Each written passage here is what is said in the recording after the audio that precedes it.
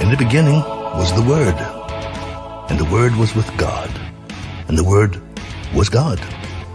He was in the beginning with God. All things were made through him, and without him nothing was made that was made. For God so loved the world that he gave his only begotten Son, that whoever believes in him should not perish, but have everlasting life. For God did not send his Son into the world to condemn the world, but that the world through him might be saved.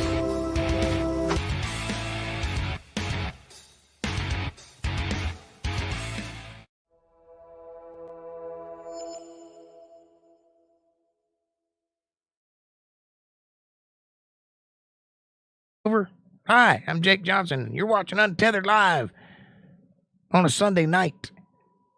This is a Bible study night. We're in the great book of Genesis, chapter 37, 5. That's where we are. Chapter 37, verse 5. I finally got my chat working, and this whole time I'm sitting here talking, and my mic is muted. Beautiful. I'm not a professional or anything. Hey, Darlene, how are you? We got sound now. It took a minute, but I figured it out. I got her going. Welcome to the show. I hadn't seen you in a while. How you doing? Are you healthy and wise and fat and sassy and full? Have goose pimples every time you get up? I'm excited. We've had a great week. I've been doing panels over on Caucasian Sasquatch's channel, and I made a few friends. The show's getting fat, ladies and gentlemen. We're up to 287 subscribers last time I looked. That's pretty good. We're almost to 300. That's the goal. So, hit that like button and tell all your friends about us. We reached a milestone 8 days ago. 75,000 individual views of this show. That don't sound like a lot, but it's a lot. It's a lot for me. That's the biggest crowd I've ever played to. So I'm happy about that.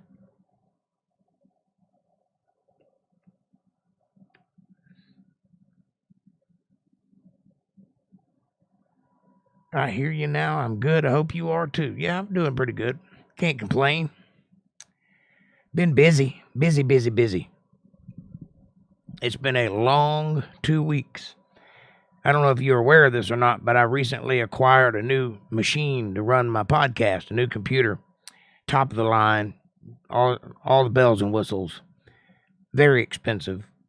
And I've been for 2 weeks updating and transferring everything over.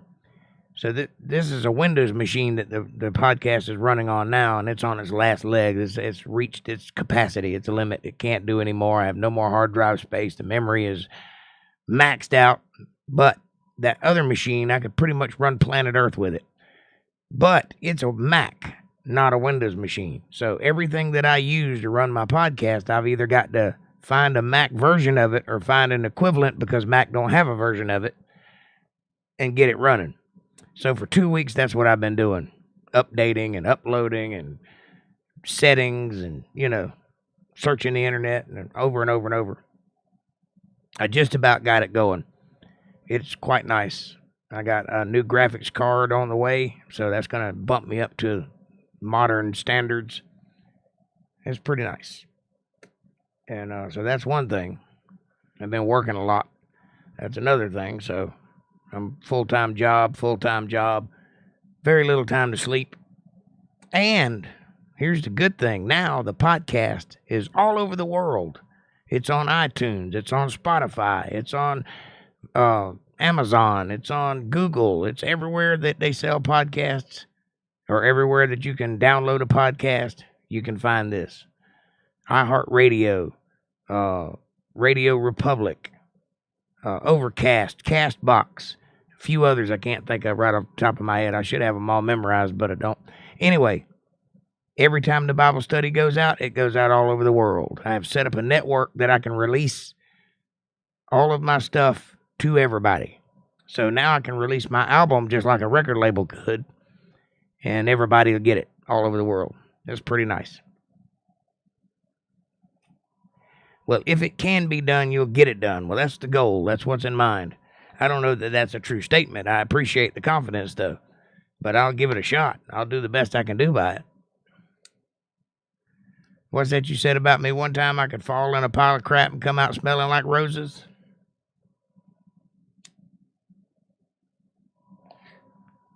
That's a more true statement.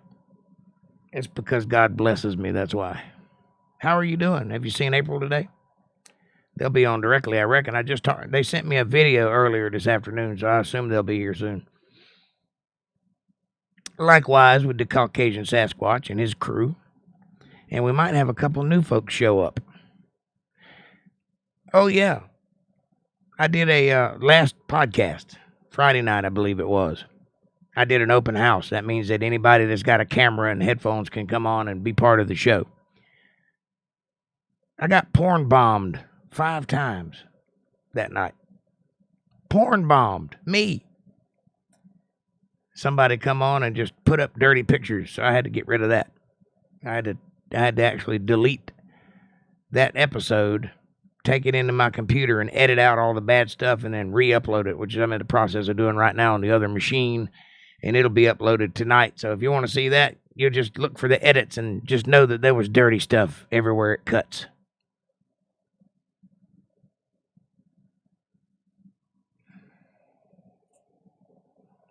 No, not today. April had the kids last night. April did or you did? It says age, but I know you didn't mean to write that.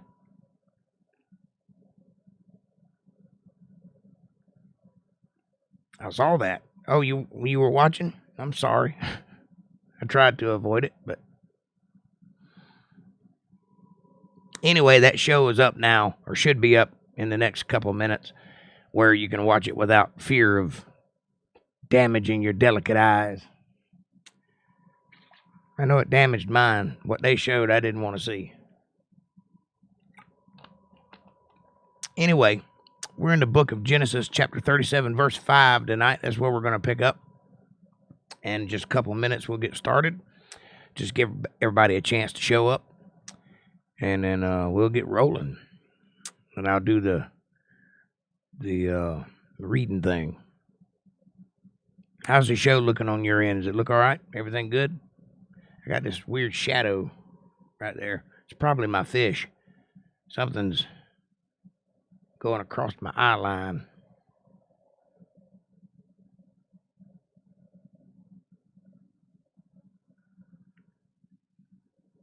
April came for them from me yesterday. Gotcha. Yeah, that's what the video was that they sent me, was of all 3 kids.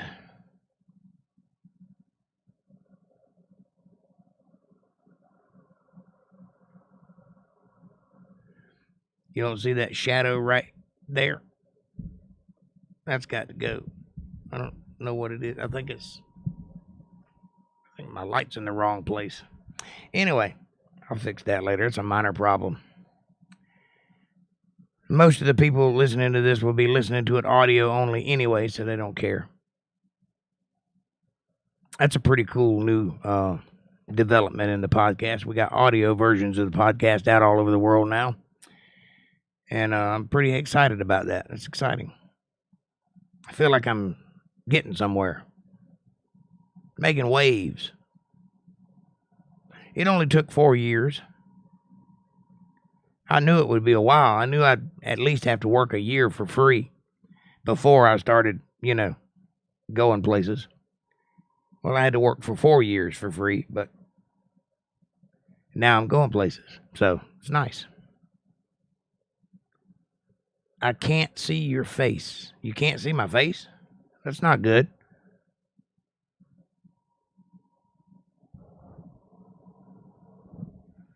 I can see my face. Am I not coming out? Or you just can't see my face? Hey, April. There you are. I'm here in the Publix right now with the boys. A beer. With the boys. Bear with me. I'll be right back. Okay, hey, Mom, everybody. Good to see you all in the Bible study tonight. Much love. Well, you be right back. Get your shopping done and come on in. We'll get started in a couple minutes. It's 8:12. We'll go to 8:13 or 14, and then I'll get started. I'll give you a minute because I know cash registers take a while. Thank you for the video, by the way. I appreciated that. Tell Kevin I said thank you. It was very nice of him what he said. And I do play a mean guitar. No, it's me. Oh, you can't see my face. Well, I'm sorry.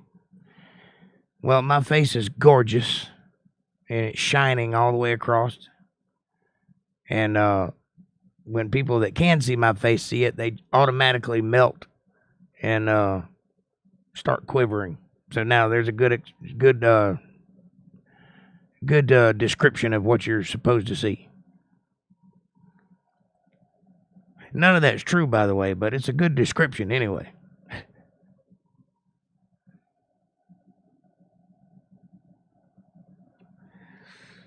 Oh, what a lovely day. So I'm assuming by that statement that your eyesight has not gotten better from the previous problem, and I apologize about that. I pray for you.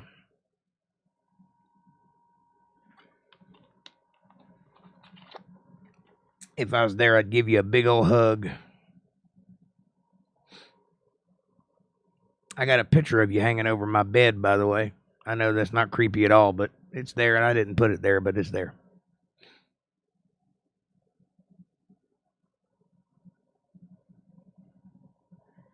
Oh, man, that's terrible.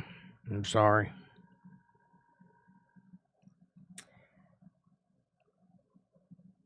Well, I don't know what to say about that, other than the Lord knows what he's doing. And just keep what you can see firmly fixed on him. And you can't go wrong with that.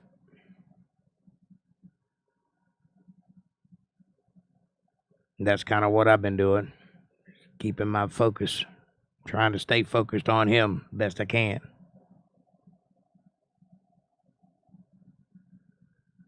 Nope, it won't get better, but I can hear. But that's excellent. I'll do my very best to sound good. How about that?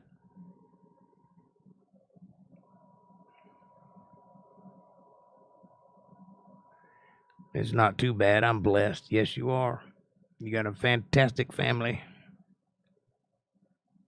Something that many, many people take for granted. A family is a wonderful thing to have and a terrible thing to lose. All right, it's 8:14. Let's go down, shall we?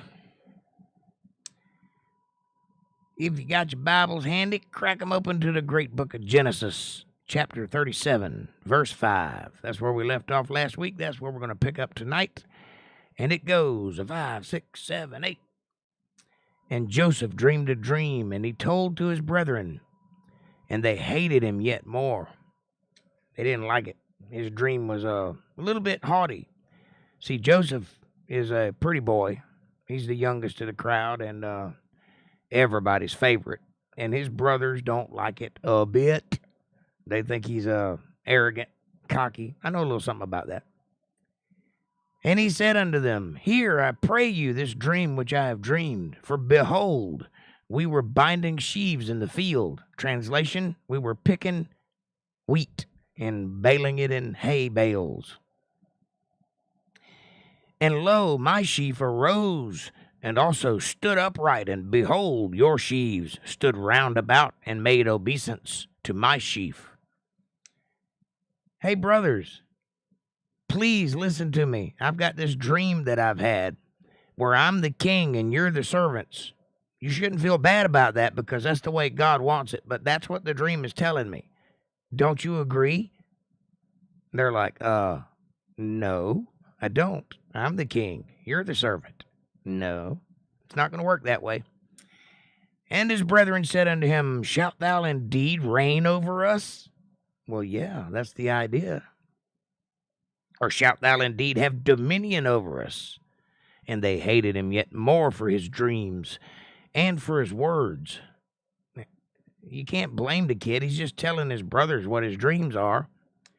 But they don't like the implications. And the implications is that Joseph is going to be the head of the household and they're going to be the servants. And he dreamed yet another dream and told it to his brethren and said, Behold, I have dreamed a dream more. And behold, the sun and the moon and the 11 stars made obeisance to me. That would be his father, his mother, and his 11 brothers. His father's 11 brothers. That's the 12 tribes of Israel. What he's saying is his dream is telling him that all 12 tribes are going to bow down to Joseph at some point. His brothers don't think it's funny. And he told it to his father and to his brethren. And his father rebuked him and said, Boy, you need to learn when to keep your mouth closed. Keep your dreams to yourself. That's not what he said, but maybe he could have said that. What is this dream that thou hast dreamed? Shall I and thy mother and thy brethren indeed come to bow down ourselves to thee, to the earth? And his brothers envied him, but his father observed the saying. His father ain't dumb. His father knows that God has done some stuff before and can do some stuff again, and maybe this dream means something.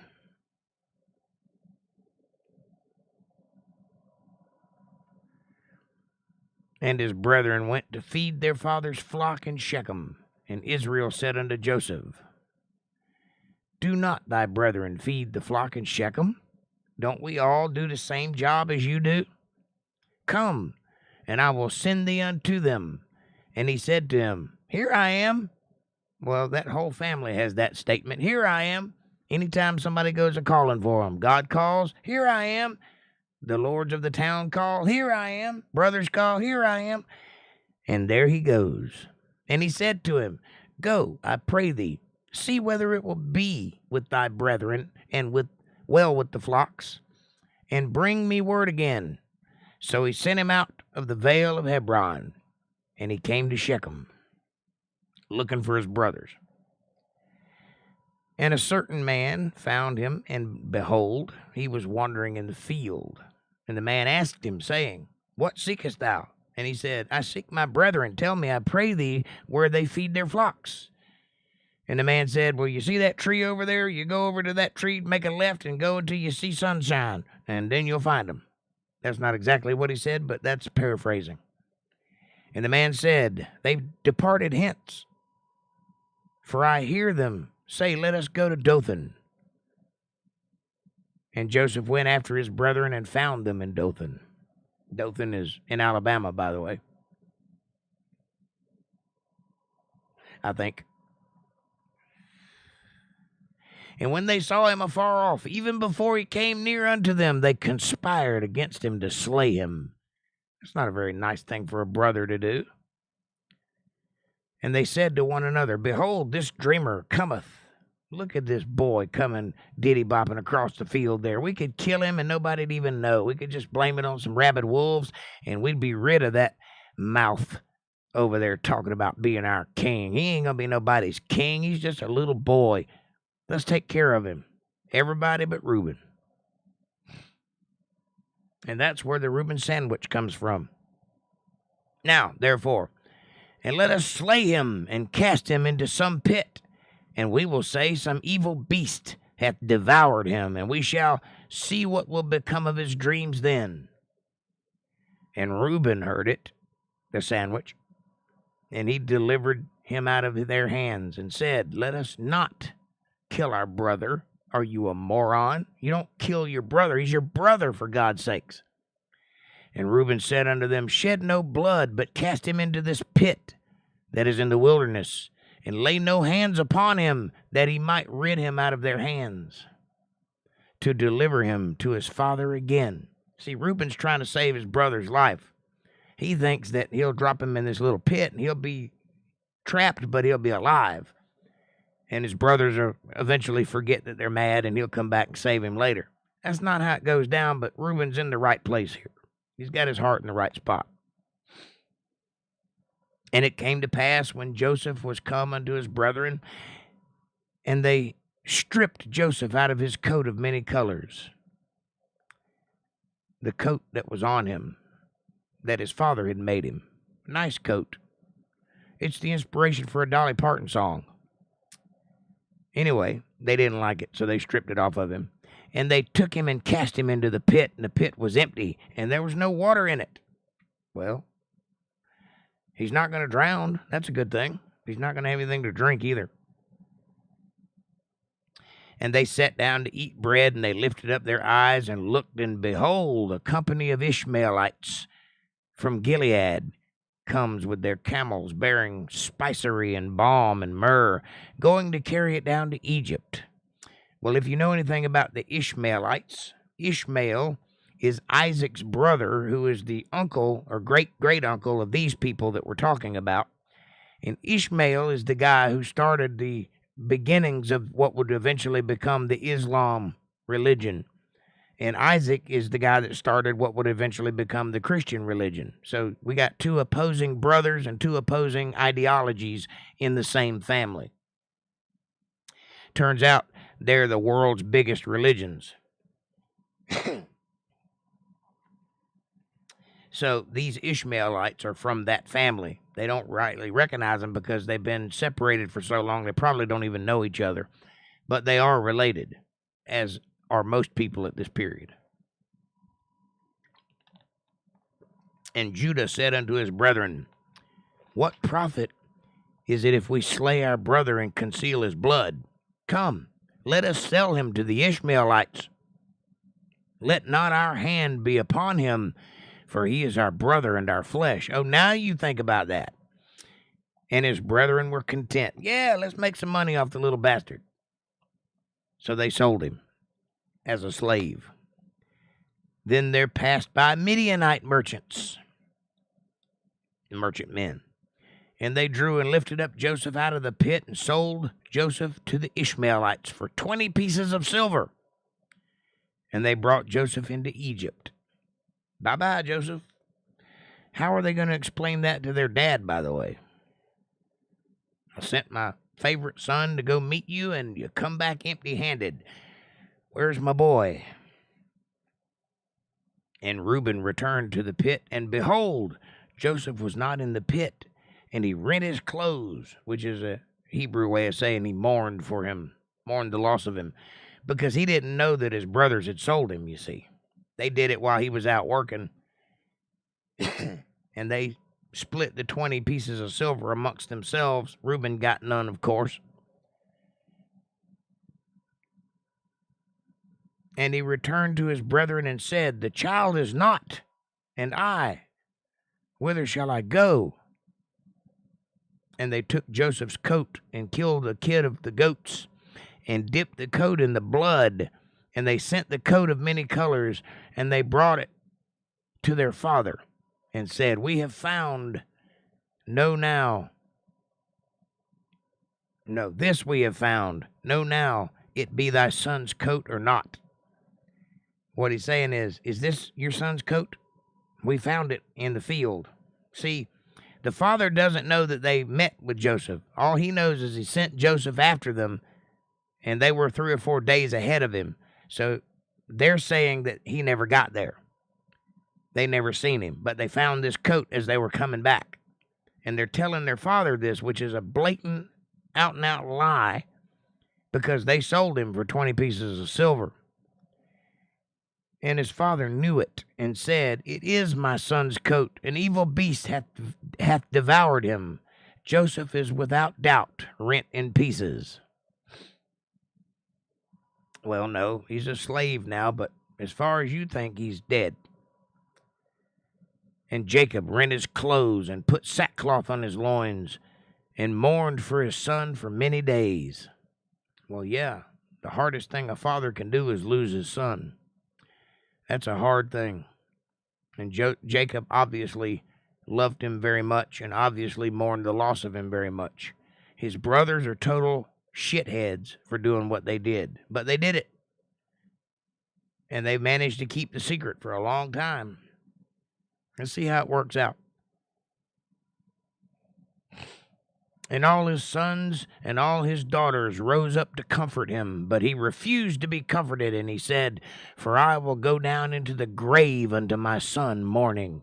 Thus his father wept for him. Meanwhile, in Egypt, and the Midianites sold him into Egypt unto Potiphar, an officer of Pharaoh and the captain of the guard. And it came to pass at that time that Judah went down from his brethren and turned into a certain Adulamite, whose name was Hira, that's it, Hira, however you want to say it.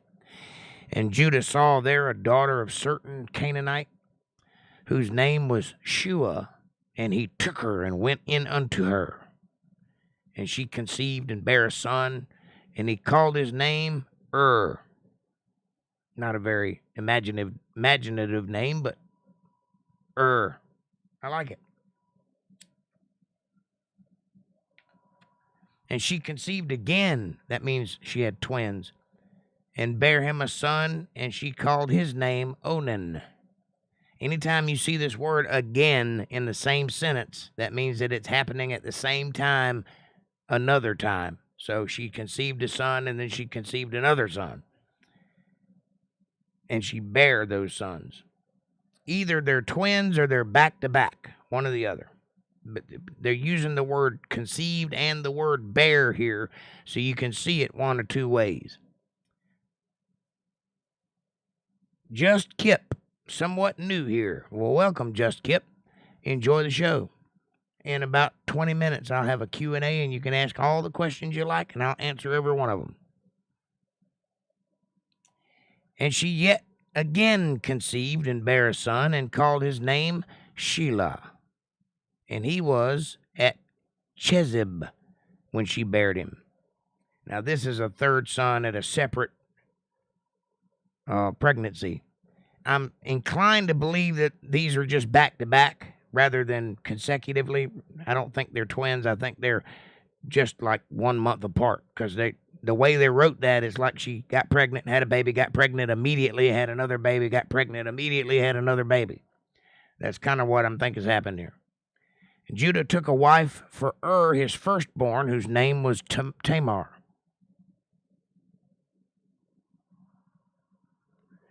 This is a little bit of a time jump, I'm assuming. And Judah's firstborn, was wicked in the sight of the Lord, and the Lord slew him.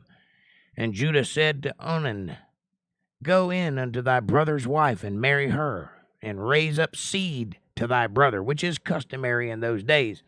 A Jewish law is that if your brother dies in the war, then the brother will go and take care of the wife, make her his wife, and raise his children with his brother's surname, you understand, so that the brother has children on the earth and his seed propagates even though he's dead.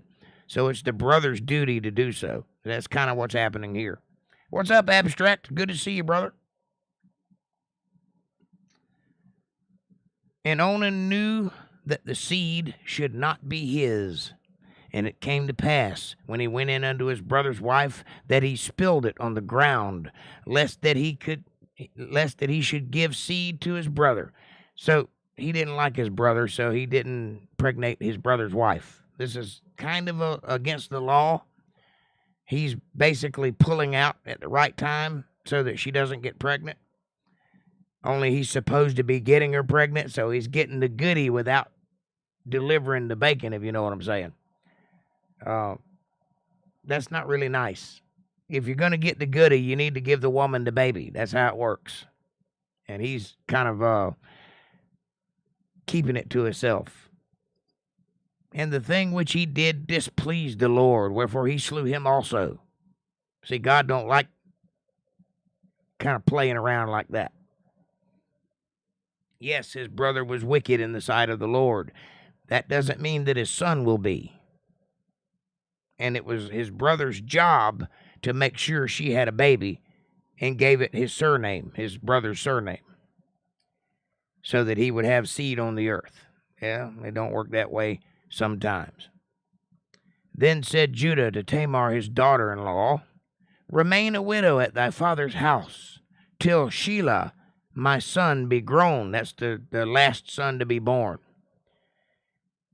For he said, lest peradventure he die also, as his brethren did. And Tamar went and dwelt at her father's house. We are in Genesis chapter 38, verse 12. Kip. Should be right there on screen. And it's the King James Version Bible if you're interested. And in process of time, the daughter of Shua, Judah's wife, died, and Judah was comforted, and went up unto his sheep shearers, at Timnath, and he and his friend Hira, the Adulamite. So him and his buddy went over to his sheep shearers. Thank you, April. It's 38:13, by the way, not 33:5. And it was told Tamar, saying, behold, thy father-in-law goeth up to Timnath to shear his sheep. Uh-oh. She's got a minute to herself. What does a woman do when she's got time to think? She devises a plan, and that's what she's done. So, in case you're wondering, she's tired of being a widow.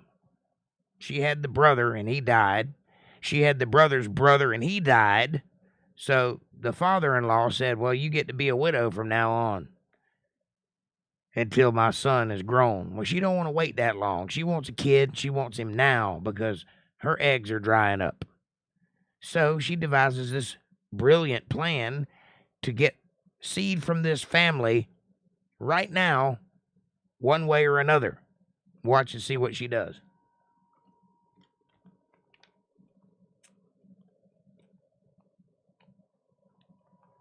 She put on her widow's garment. She put her widow's garment off from her. She took it off and covered her with a veil and wrapped herself and sat in an open place, which is by the way to Timnath. For she saw that Shelah was grown, and she was not given unto him to wife. So basically, he's screwed her out of the 3 sons. This is why she's doing this. So apparently Shelah got grown and he married somebody else. Who knows? Whatever reason, she did not get a son from this family. So she's going to take it into her own hands and handle it. So when Judah saw her, he thought her to be a harlot because she had covered her face. As it is customary in those days, the working girl would sit out by the edge of the road with a veil over her face, and a passerby would pick her up, take her in the back, do his business, and be on his way. She'd make a little money. He'd be a little happy. Everybody wins. Well, she went and tricked Judah, the father-in-law, into thinking she is a prostitute. So what does he do? He could walk right by. He should walk right by because he's a married man. He has kids. However, it's not going to go that way. And he turned unto her by the way and said, go to, I pray thee, let me come in unto thee. Translation, hey, baby, you working tonight? For he knew not that she was his daughter-in-law. He didn't recognize her. And she said, what wilt thou give me that thou mayest come in unto me? Translation, yeah, I'm working. You got money? And he said, I will send thee a kid, a goat, from the flock. And she said, wilt thou give me the pledge till thou send it? And he said, what pledge shall I give thee? She's saying, I need some collateral. I don't believe you're going to send me a goat. So give me something of yours to hold on to until you send me that goat, and then I'll give it back. And she said, thy signet and thy bracelets and thy staff that is in thine hand. And of course he gave it to her because he's a horny old goat and he wanted to come in unto her. And she conceived by him. Now, the daughter-in-law just got pregnant by the father-in-law tricked him into giving her his ring, his bracelets, and his staff as collateral for a goat in exchange for the sex. He doesn't know that she conceived, but she did. And she arose and went away and laid by her veil from her and put on the garments of her widowhood. So she went and transformed back into who she really is. And Judah sent the kid by the hand of his friend, the Adullamite, to receive his pledge from the woman's hand, but he did not find her. Why? Because she wasn't a prostitute, and she wasn't regularly at that place. So he never got to give her the kid, so she kept his ring, his bracelets, and his staff as insurance, which is probably a very smart thing for her to do, because if anybody ever found out that the father-in-law impregnated the daughter-in-law, there's going to be hell to pay unless she could prove it, because he's obviously going to deny it. So let's see what happens. Hey, MVTV, what's happening, my brother? Good to see you. You tell him, us, Jake. I'm telling you, buddy, just as hard as I can go. Watch and see what happens to old Jacob here. Judah, rather. Sorry. Then he asked the man in the place, saying, where is the harlot that was openly by the wayside? And they said, there was no harlot in this place. We didn't see a harlot. You saw a harlot? Where's a harlot at? I'd like to have a harlot. Nope. She was not a harlot, and she just walked out into time for him to catch her there.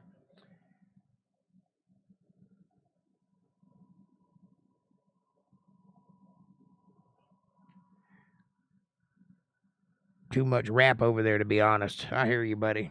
He'll be over here shortly, I would imagine, if he's not busy.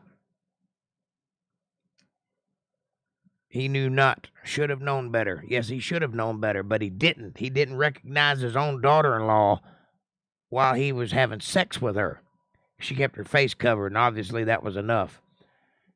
But she tricked him into giving her his ring, his bracelets, and his staff as collateral for a goat that was going to pay for the sex.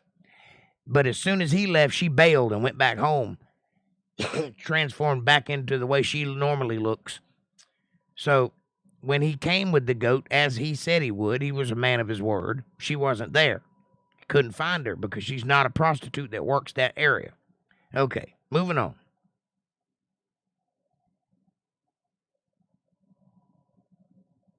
He may well have known better. However, he did it anyway. And he returned to Judah and said, I cannot find her. And also the men of the place said, there is no harlot in this place. And Judah said, let her take it to her, lest we be shamed. Behold, I sent this kid as thou hast not found her. Judah saying, look, I'm a man of my word. I gave the girl the goat that I promised her. It's not my fault she wasn't there to receive it. I sent it. So I don't want to be shamed for her not receiving her goat because I sent it. And it came to pass about 3 months after that it was told Judah, saying, Tamar, thy daughter-in-law, hath played the harlot, and also, behold, she was with child by whoredom. And Judah said, bring her forth, let her be burnt. How dare she be a harlot and get pregnant? Let's burn her at the stake, stone her, whatever we got to do. Do you not remember what you did a couple months ago? Oh, it's good. What's good for the goose ain't necessarily good for the gander. I'm a man. I have a right to be a man. She's my daughter-in-law. She can't be no harlot. Sorry, buddy. When she was brought forth, she sent to her father-in-law, saying, by the man whose these are, I am with child. And she said, discern, I pray thee, whose are thee? The signet, the bracelets, and the staff. Uh-oh.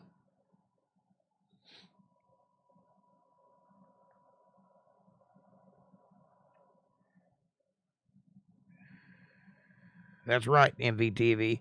A sexually active male is cool dude, but a woman is a harlot. Not fair. Well, they're proving this point right now. He just told, when he found out she was pregnant, when Judah found out that Tamar was pregnant, he said, bring her to me at once, and I'm going to burn her at the stake for being a harlot. I'll shame her in front of God and everybody. How dare she shame our family? So she said, in her wisdom, I tell you what, you want to know who the father of my child is? Whoever this ring, these bracelets, and this staff belong to is the baby daddy. I wonder if Judah is going to man up or going to deny that those are his.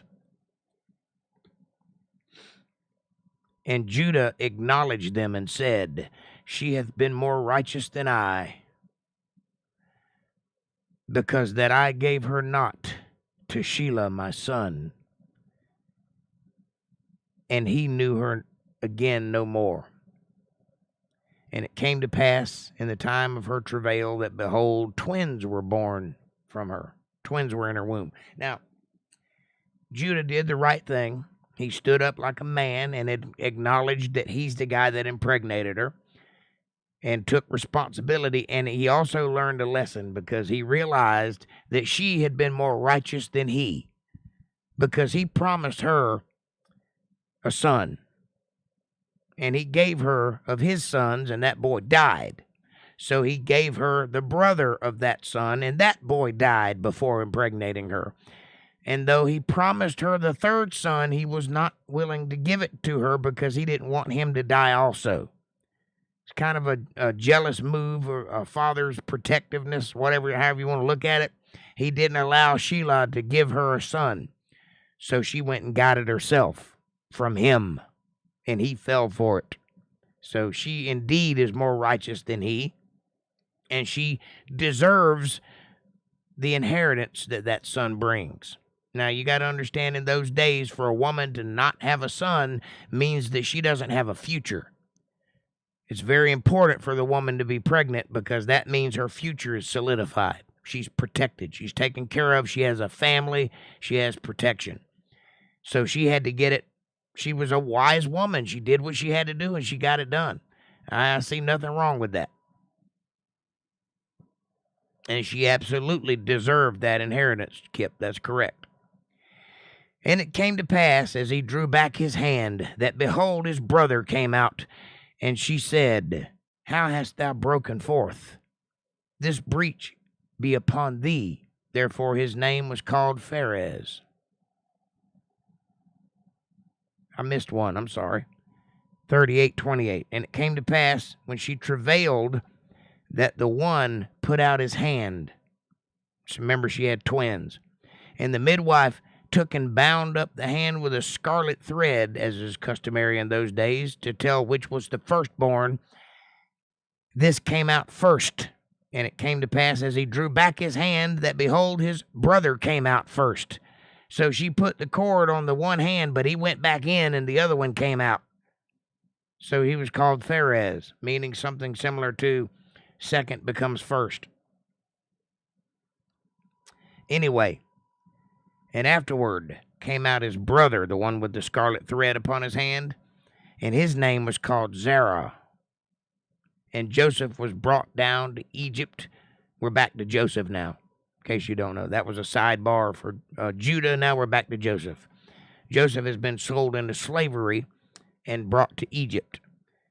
And Potiphar, an officer of Pharaoh and captain of the guard, an Egyptian, brought him of the hands of the Ishmaelites, which had bought him down thither.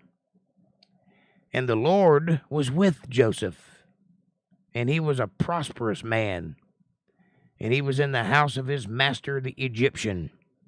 And his master saw that the Lord was with him, and that the Lord made all that he did prosper in his hand. Now, Joseph was the luckiest unlucky person in the world, or the unluckiest lucky person in the world, however you want to look at it.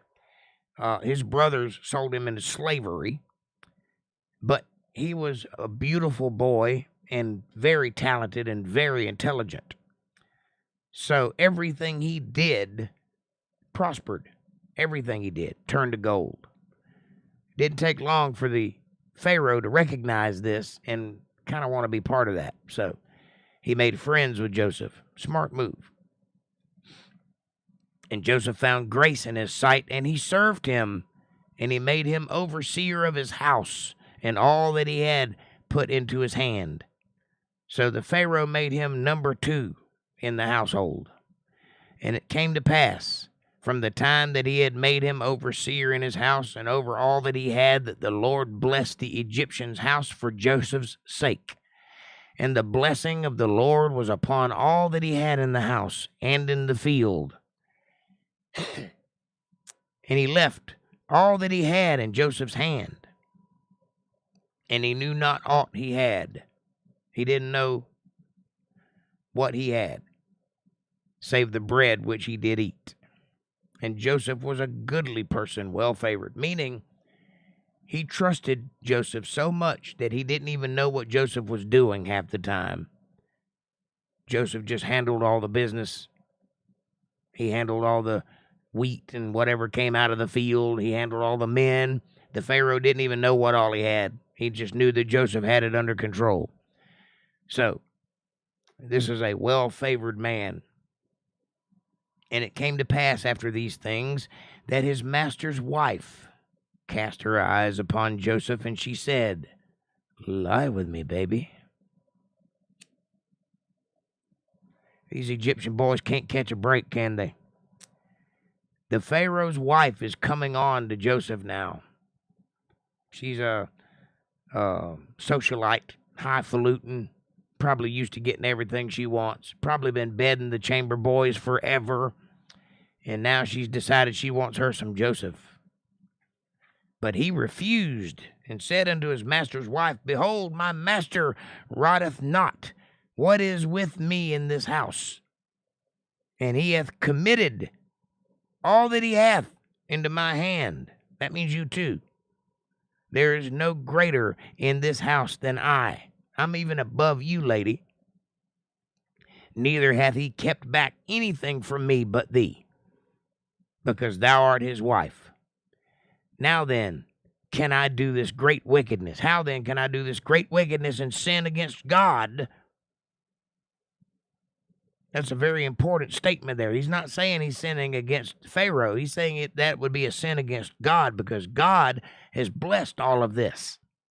The reason you're so rich is because of God. The reason that I have a job is because of God. Why would I throw a fly in the ointment and contaminate what this blessing has given us all by having sex with you, lady?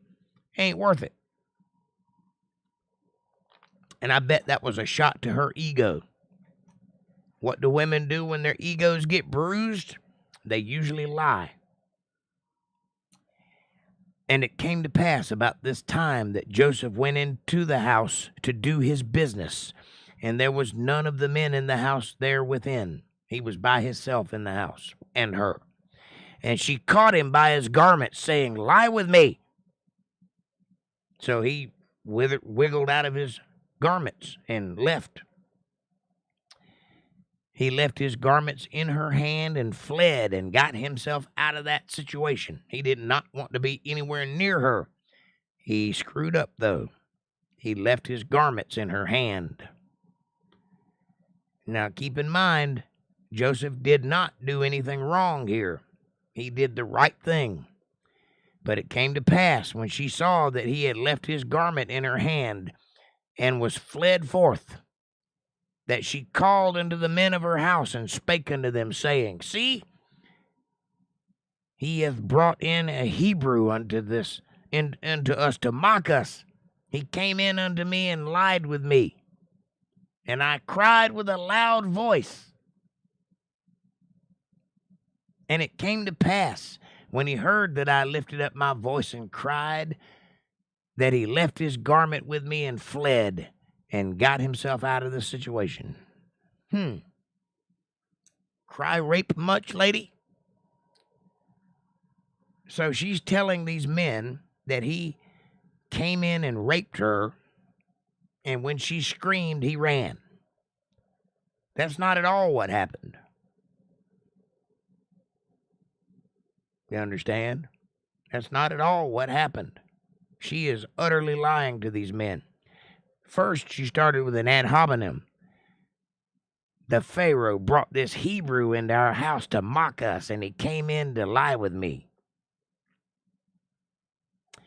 That's not very nice, lady. You're going to get it. And she laid up his garment by her until his Lord came home.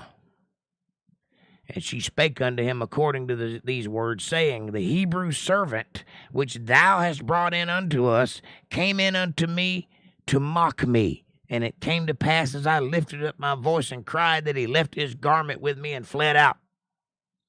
That's what she said to the Pharaoh. Now the Pharaoh knows she's lying. You understand? But she's also told everybody in the house. So he cannot call her a liar to her face because everybody's involved. And when you're in a political environment like that, what people think of you matters.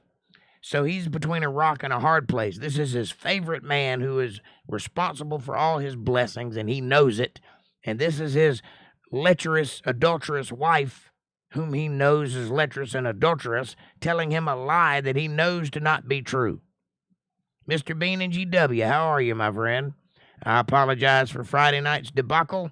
It was not a good thing.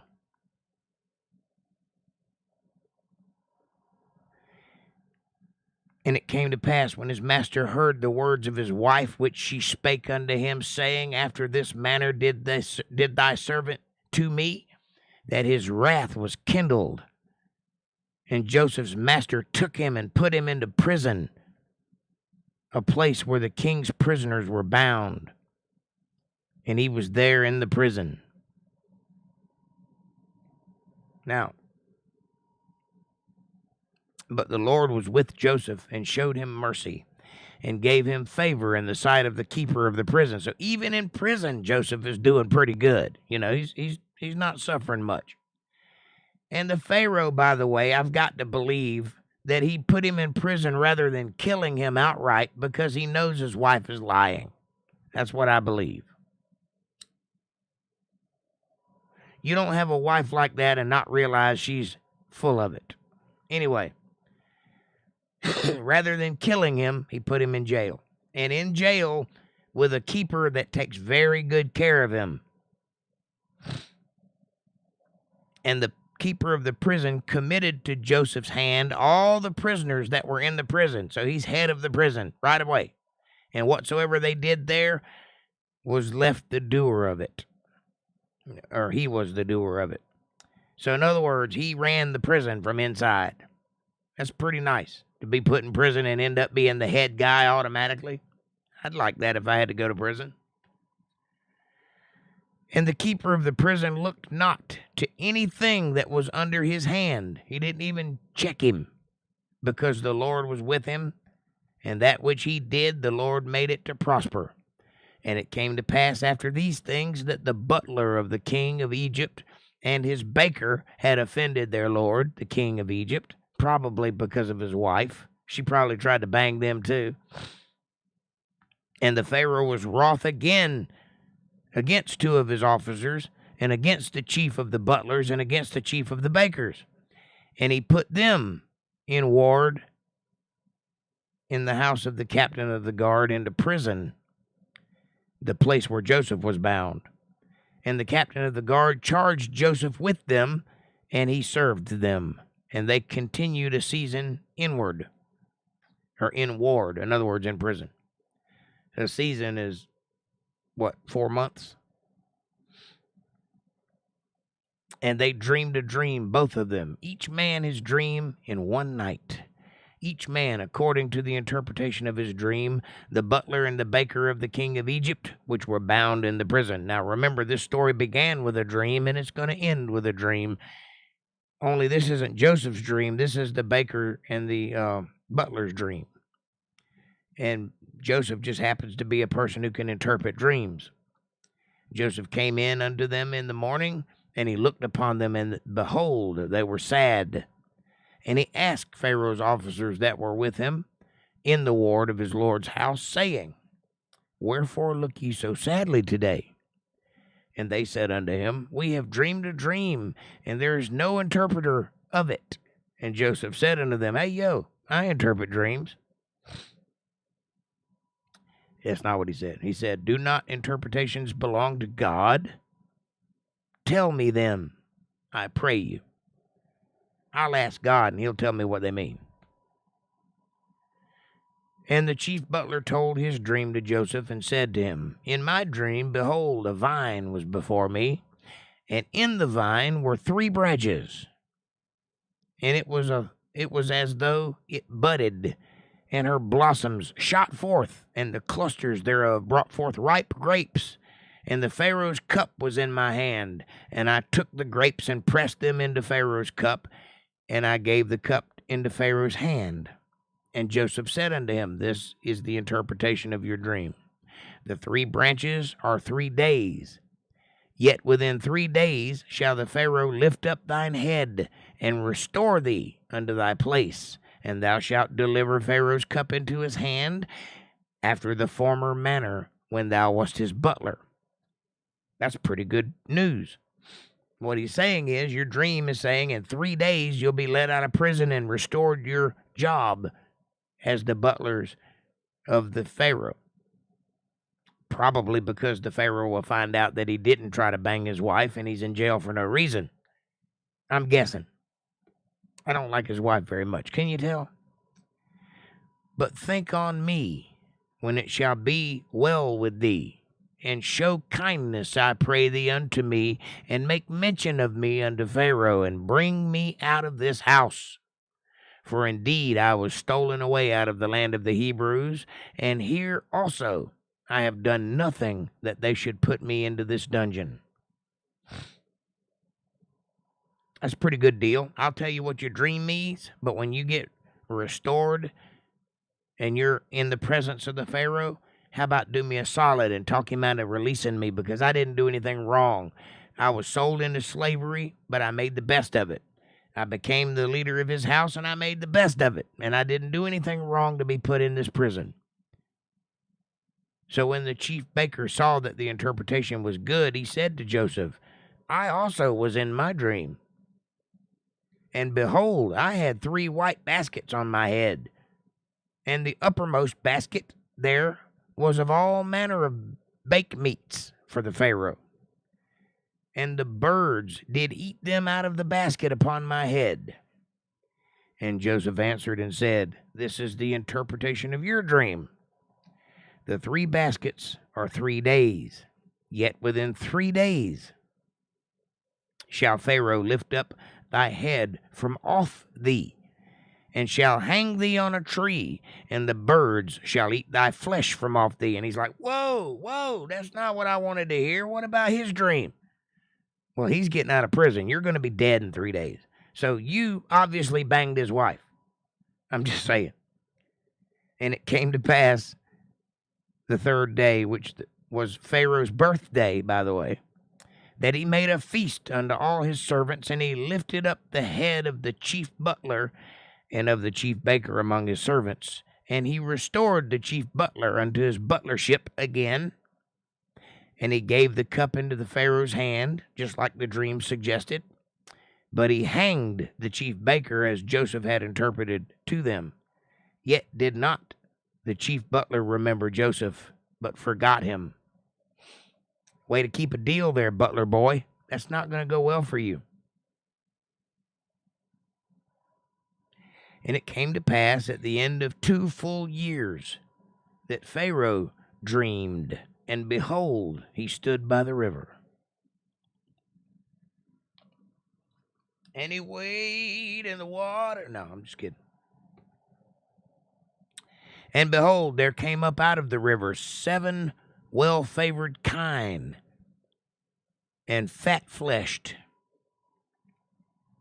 Kine is like cattle, some kind of cattle, deer maybe. And they fed in the meadow. And behold, 7 other kine came up after them out of the river, ill-favored and lean-fleshed, mean animals, and stood by the other kine upon the brink of the river. and the ill-favored and lean-fleshed kind did eat up the 7 well-favored and fat kind. So Pharaoh woke up and go, "Woo, man, I need to stop smoking the peyote before I go to bed."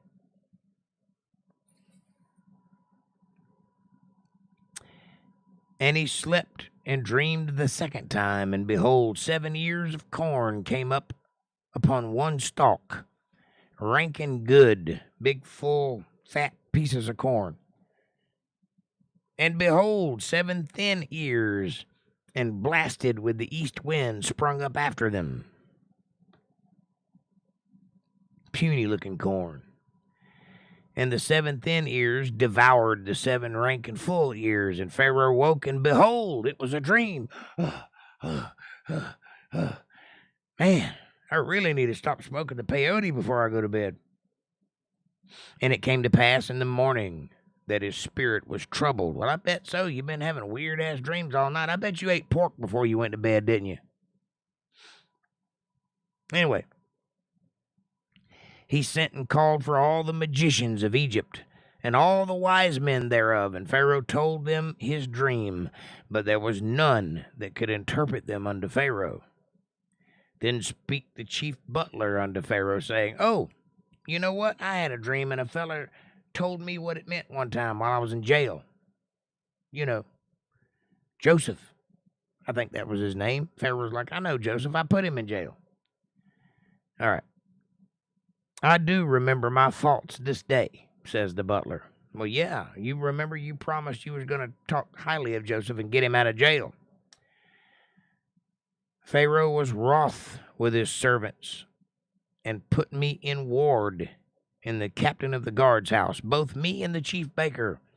And we dreamed a dream one night, I and he. We dreamed each man according to the interpretation of his dream. And there was there with us a young man, a Hebrew, a servant of the captain of the guard, and we told him, and he interpreted to us our dreams. To each man according to his dream he did interpret, and it all came true. I'm here to tell you. I ain't never seen nothing like it in my life, but I'm telling you, he can tell you what your dream means. And it came to pass as he interpreted to us. So it was. Me he restored unto mine office, and him he hanged. And the Pharaoh sent and called Joseph, and they brought him hastily out of the dungeon. And he shaved himself and changed his raiment and came in unto Pharaoh, all nice and clean and tidy, trying to make a good example. What's not in the Bible? April, everything I've said's in the Bible.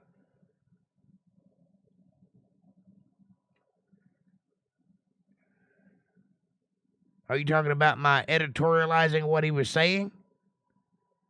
I clearly said that as a joke. Obviously, that's not in the Bible, but it rings true nonetheless. I said I bet he ate pork. No, it's not in the Bible, but that's usually what causes you to have weird dreams. If you don't believe me, eat some pork chops and go to bed and see what happens. Or eat pickles. That'll do it too. Anyway, I'm just joking. I don't know if he ate pork, but he did have weird dreams. I lost my place. Hang on. They brought him hastily out of the dungeon, and he shaved himself and changed his raiment and came in all nice and clean and to the Pharaoh. And the Pharaoh said unto Joseph, I have dreamed a dream, and there is none that can interpret it.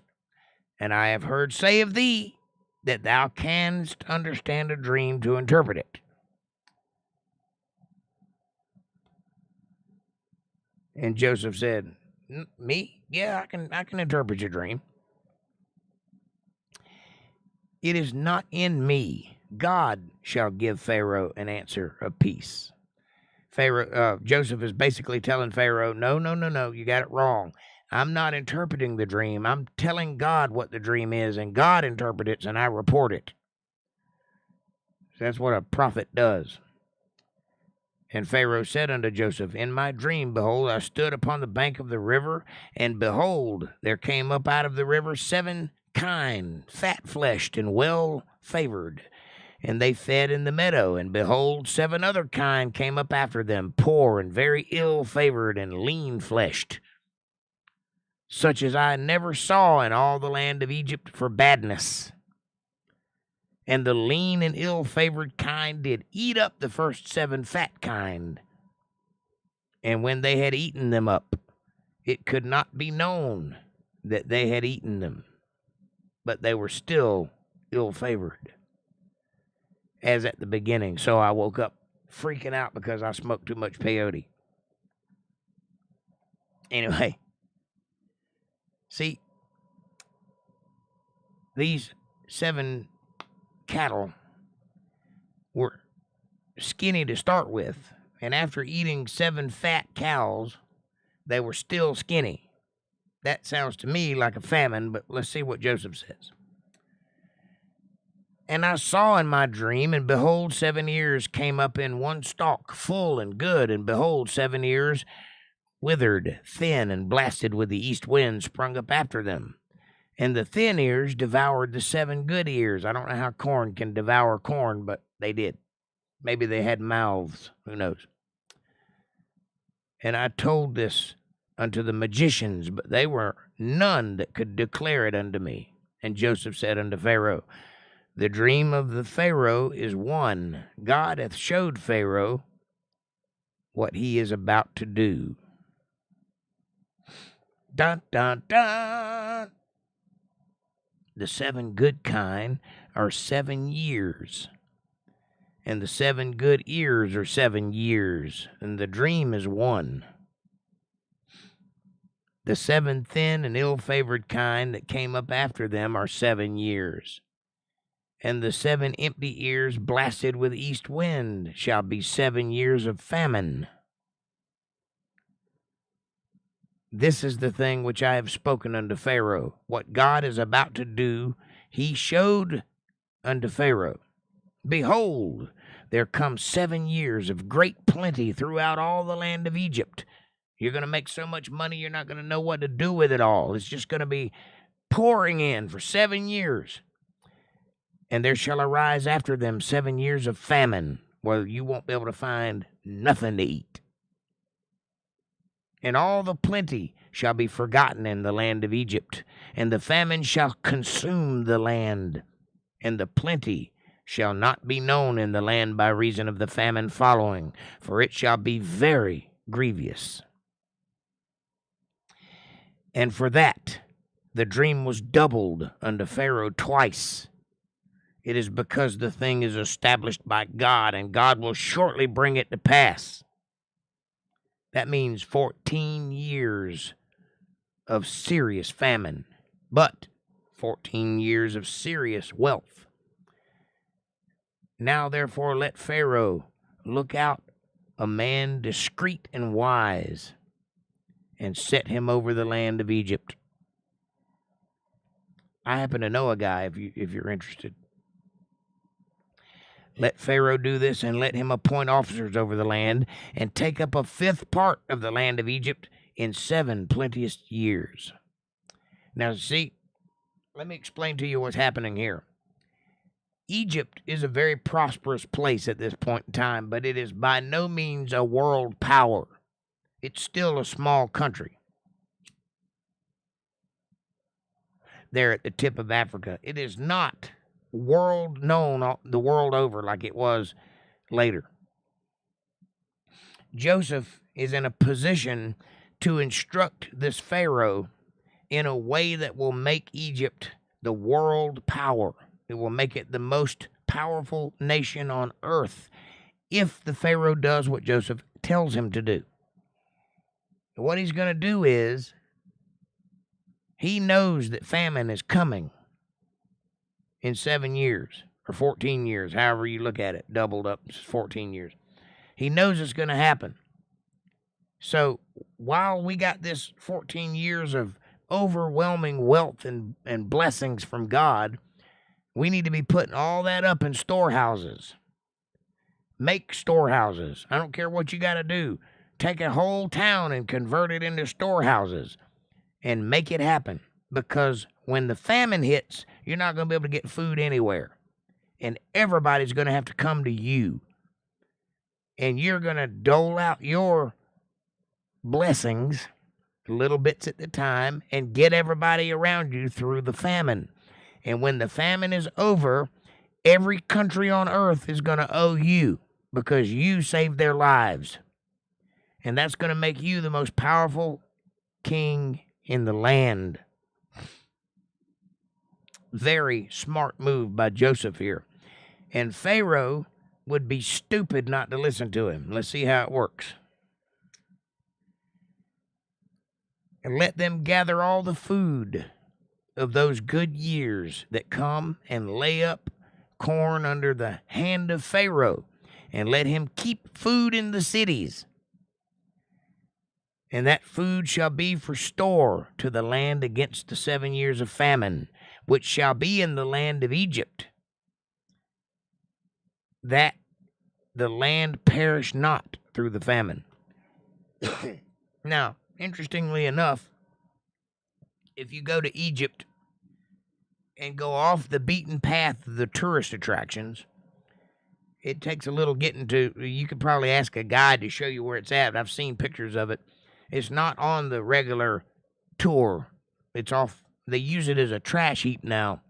But there are places in Egypt that have like big holes in the ground that go way down. They're almost the size of a pyramid, but they go down into the earth. And they got little notches all the way up the walls. Those were storehouses. And those notches, they would build a makeshift floor above the grain, and then they would fill it. And every time the grain filled up, they'd raise the floor up to the next notch so that they could fill the storehouses. That's what those were. And they're all over the place in Egypt. You got to look for them, though, but they are there. And that's evidence that this occurred. Now the thing was good in the eyes of the Pharaoh and in the eyes of all of his servants. And the Pharaoh said unto his servants, Can we find such a one as this, a man in whom the Spirit of God is? And Joseph goes,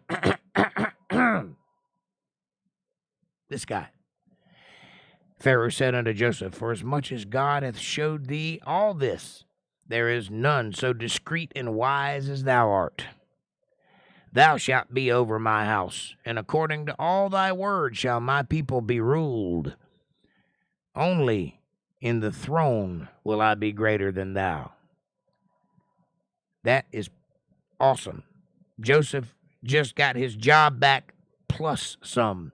Pharaoh made him second in command over everything. The only person greater than Joseph would be Pharaoh, and only because he's the king. Everything that land did, Joseph ruled over. And Pharaoh said unto Joseph, See, I have set thee over all the land of Egypt. And Pharaoh took off his ring from his own hand and put it upon Joseph's hand, and arrayed him in vestures of fine linen, and put a gold chain about his neck. And he made him to ride in the second chariot which he had. And they cried before him, Bow the knee. And he made him ruler over all the land of Egypt. That's what Pharaoh basically made Joseph Pharaoh of Egypt. Only he's second in command. And Joseph said unto Pharaoh, I am Pharaoh, and without thee shall no man lift up his hand or foot in all the land of Egypt. You're the guy. I'm Pharaoh, but you're the guy. And Pharaoh called Joseph's name Zaphnath-Paneah, or Imhotep, if you're speaking modern Greek, modern Egypt. And he gave him to wife Asnath, the daughter of Potiphar, priest of On. And Joseph went out over all the land of Egypt. And Joseph was only 30 years old when he stood before Pharaoh, king of Egypt. And Joseph went out from the presence of Pharaoh and went throughout all the land of Egypt, fixing and working and making things the way he wants it to be, preparing for this famine coming down the road.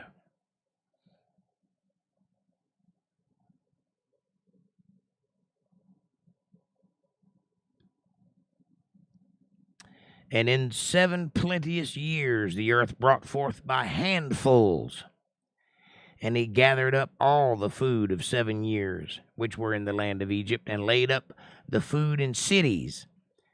The food of the field, which was round about every city, laid he up in the same. And Joseph gathered corn as the sand of the sea, very much, until he left numbering, for it was without number. In other words, he couldn't count how much corn they brought in. It's too much. And unto Joseph were born 2 sons before the years of famine came, which Asenath, the daughter of Potiphar, priest of On. Is that Potiphar or Potphara? I think it's Potiphara. Potiphara. Potiphara. Potiphara. Potiphara. However you want to say it. Priest of On bare unto him 2 sons. And Joseph called the name of his firstborn Manasseh, for God said, He hath made me forget all my toil and all my father's house. And the name of the second he called Ephraim, for God hath caused me to be fruitful in the land of my affliction. And the 7 years of plenteousness that was in the land of Egypt were ended, and the 7 years of dearth began to come, according as Joseph had said, and the dearth was in all lands. But in all the land of Egypt there was bread. Everybody was starving to death, but Egypt had bread. Why? Because Joseph made sure to put up food for this time. And all the lands had to come to Egypt to eat. That puts Egypt in the top position, because if you don't have food, you don't have anything. And when all the land of Egypt was famine, the people cried to Pharaoh for bread, and Pharaoh said unto all the Egyptians, Go unto Joseph. What he saith to you, do it. And the famine was over all the face of the earth. And Joseph opened all the storehouses and sold unto the Egyptians. The famine waxed sore in the land of Egypt, but they were getting rich, as you could not imagine how many people came to him to buy food. So the richness of Egypt just kept rising. I believe that's what made the golden age of Egypt possible. All the countries came unto Egypt to Joseph for to buy corn, because that the famine was so sore in all the lands. Now, when Jacob saw that there was corn in Egypt, Jacob said unto his sons, you remember the sons that sold Joseph into slavery? Why do you look upon one another? Why are you standing around looking at each other? Let's go to Egypt and get some food. And he said, Behold, I have heard that there is corn in Egypt. Get you down thither and buy for us from thence, that we may live and not die. See what's happening here? So Jacob sends his sons to Egypt to buy some food. And Joseph's 10 brothers went down to buy corn in Egypt. But Benjamin, Joseph's brother, Jacob sent not with his brethren, for he said, Lest peradventure mischief befall him. And the sons of Israel came to buy corn among those that came, for the famine was in the land of Canaan. It was everywhere, actually. And Joseph was the governor over the land. And it was that sold to all the people of the land. So Joseph's brethren came and bowed down themselves before him with their faces to the earth. They still haven't recognized him. They don't know it's him yet. And Joseph saw his brethren, and he did recognize them. He knew them, but made himself strange unto them, and he spake roughly unto them, and said unto them, Whence come ye? He was using a weird voice because he didn't want them to recognize him.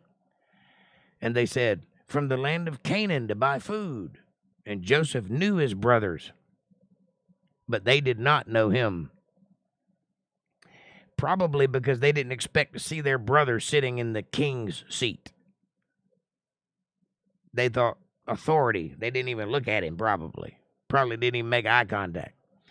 And Joseph remembered the dreams which he dreamed of them, and said unto them, Ye are spies, to see the nakedness of the land. Ye are come. He's saying, he's playing with them. He didn't mean they're really spies. He's just making them think that he thinks that. You come to check us out while we're in need. And they said unto him, Nay, my lord, but to buy food are thy servants come. We're not spies, we're just hungry. But you see, in the beginning of this story, Joseph had a dream that his brothers would be bowing down to him. Well, yeah, that's what's happening right now. That dream came to pass. Because as we speak, all of them are on the floor with their faces to the ground, talking to Joseph, who is on a throne in front of them. We are all one man's son. We are true men. Thy servants are no spies. And he said unto them, Nay, but to see the nakedness of the land ye are come. And they said, Thy servants are 12 brethren, the sons of one man in the land of Canaan. And behold, the youngest is this day with our father, and one is not. Yeah, don't you mean 10 brothers? Because the 11th is at home, and you sold the 12th one. And Joseph said unto them, That is it that I spake unto you, saying, Ye are spies. Hereby ye shall be proved. By the life of Pharaoh shall ye not go forth hence, except your younger brother come hither. So you say you're 12 brothers? Well, go get your 12th brother and bring him back. If you don't have 12 brothers, you're not going to get any food. See what he's doing? He's getting his whole family into Egypt by tricking them into thinking the only way they can buy food is if he proves who he says he is. Send one of you. Let him go fetch your brother, and ye shall be kept in prison, that your words may be proved, whether there be any truth in you, or else, by the life of Pharaoh, surely ye are spies. And he put them all together in ward for 3 days. Now, he's messing with them a little bit. You obviously know that, right? He doesn't intend for them to stay in prison. He's just messing with them. They did, after all, sell him into prison, basically. He's just giving them a taste of their own medicine. Meanwhile, he's getting his whole family to come and be with him because he misses them. He wants to see them. And Joseph said unto them the 3rd day, This do and live, for I fear God. If ye be true men, let one of your brethren be bound in the house of your prison. Go ye, carry corn for the famine of your houses. But bring your youngest brother unto me, so shall your words be verified, and ye shall not die. And they did so. They left one there, and the rest of them went back to get the brother. And they said to one another, We are verily guilty concerning our brother, in that we saw the anguish of his soul when he besought us, and we wouldn't hear. Therefore is this distress come upon us. So you're learning a lesson from this, are you? You remembered your brother and how he tried to talk to you, and you wouldn't hear him. And instead you sought to sell him into slavery, but first you sought to kill him. Remember that? Yes, you are guilty, and you deserve to be in prison. But your brother, thank God, has more passion and compassion than you do, and he doesn't desire to see you in prison. He desires to see you wealthy and healthy and well-fed, and that's what he's going to do for you. But first, he's going to toy with you a little and make you really uncomfortable, and I think that's just desserts. And Reuben answered them, saying, Spake I not unto you, saying, Do not sin against the child, and ye would not hear? Therefore, behold, also his blood is required. And they knew not that Joseph understood them, for he spake unto them as an interpreter, as by an interpreter. So he was speaking Egyptian to them. They are speaking Hebrew, so he doesn't know that his brother understands every word they're saying. So he understands now that Reuben tried to save him, and his other brothers are guilty. And he turned himself about from them and wept, and returned to them again and communed with them, and took from them Simeon, and bound him before their eyes. And Joseph commanded to fill their sacks with corn, and to restore every man's money into his sack, and to give them provisions for the way. And thus did he unto them. He's sending them all home to get their brother and eventually their dad and bring him back to Egypt so he can take care of them. But he sent them with sacks full of corn, and he gave them their money back too. So he didn't even charge them for the corn. He gave it to them. I don't think they realized this, though. And they laded their asses with the corn and departed thence. And as one of them opened his sack to give his ass provender in the inn, he espied his money, for behold, it was in his sack's mouth. Uh-oh. Not only does he have a sack full of corn, but the money for the corn in the sack. So automatically he thinks, oh crap, we've stolen this corn from the Pharaoh. They're going to want to kill us when we come back because we didn't pay for it.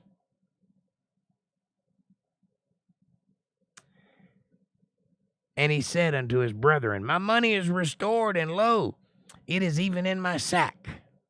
And their heart failed them, for they were afraid, saying one to another, What is this that God hath done unto us? Oh, it's God's fault, is it? It ain't anything you did. It's God's fault that you got your money back. Think about that for a minute.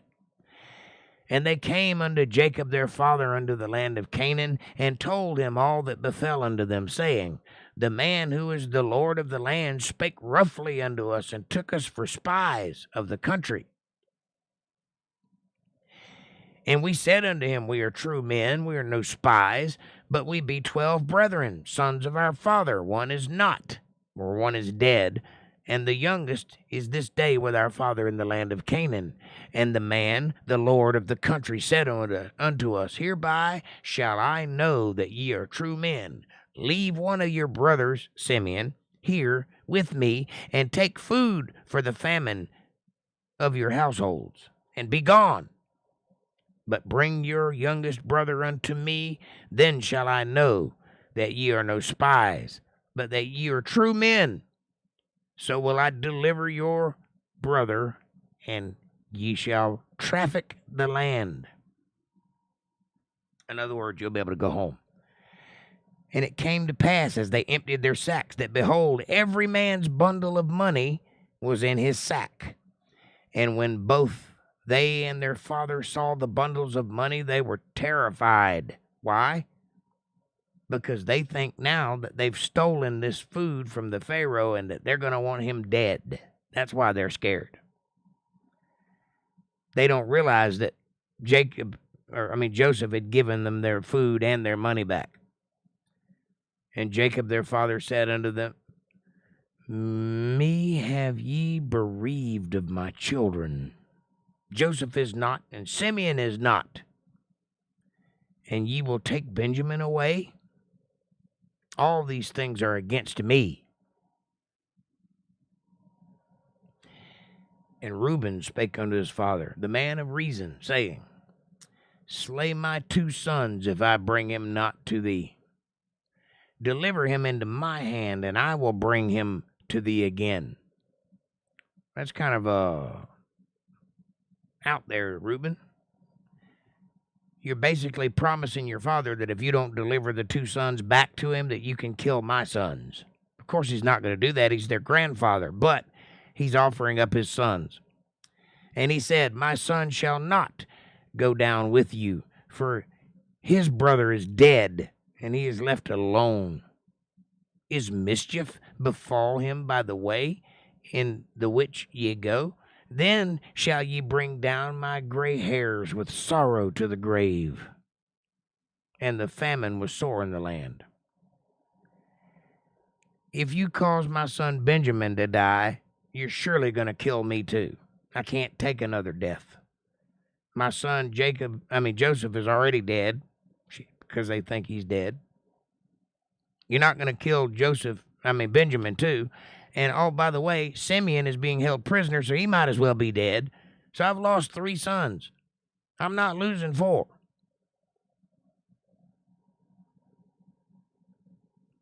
And it came to pass, when they had eaten up the corn which they had brought out of Egypt, their father said unto them, Go again and buy us a little food.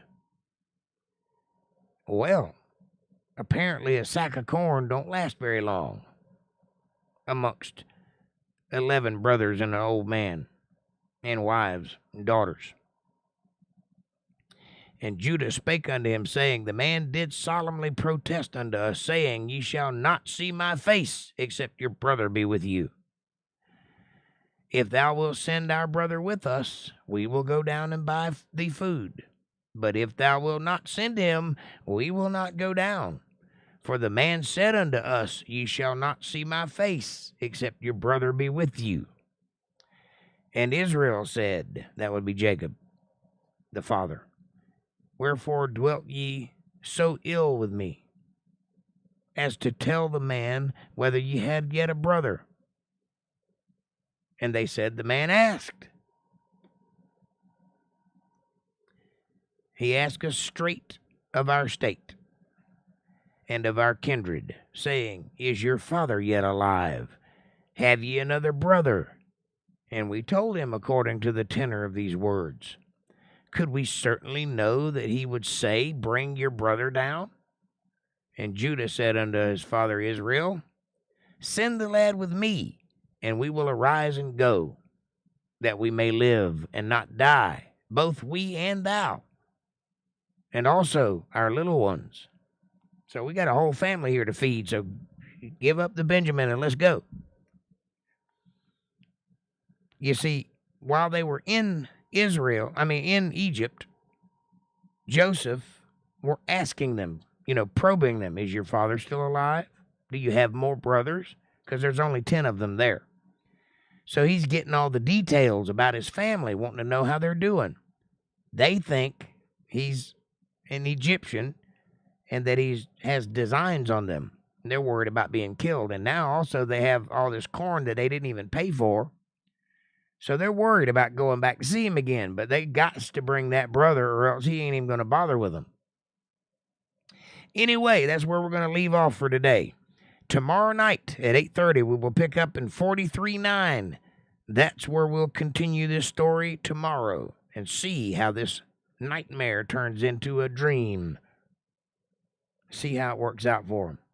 I hope you enjoyed that story tonight. I hope you had a great time listening to it, and I hope it touched your heart and caused you to be curious and want to delve further into God's words and understand the meanings thereof and get some food for your famine, because you're in a famine, believe it or not. You're in a famine of the spirit. This world is almost spiritually dead at the moment, and it takes every one of us to reach towards God to bring it back alive. And just like the dead bones in the valley, we can spring to life again if we pay attention. So, will you do that? And while you're thinking about it, won't you do me a favor and hit that subscribe button and press the bell icon so you get notifications of when I'm going to be online, when my new videos drop and such. Hit the like button. It's free. It's right in front of you. It's effortless. And it really does help the channel with the algorithms, and it helps us get recommended to other people. So won't you do that, please? It'll put us on the map. Share this video with people you love. Hey, better yet, share it with people you don't love. Bring them into our family. Make them part of the fold. Be part of their solutions, not part of their problems. Leave comments down below and let me know what you're thinking about. Question me, curse me, bless me, challenge me, confront me, conform with me, drink my Kool-Aid. Make your own Kool-Aid. As long as you're thinking critical, that's what I want. Critical thought coming from that brain of yours. And hey, if you love the Word of God and you can see the value in what I'm trying to build here, and you'd like to help out and be part of something special, be part of something that is delivered by God to people for God, for people, you can do that if you feel led to send tithes, offerings, or love offerings, or if you'd like to just pat me on the back and say, hey, good job, Jake. You can do that by going to paypal.me/jakejohnsonband. paypal.me/jakejohnsonband. Or if you're a CashApp user, you can go to $jakejohnsonband. Every little bit helps. It's a win-win. It's a blessing to me.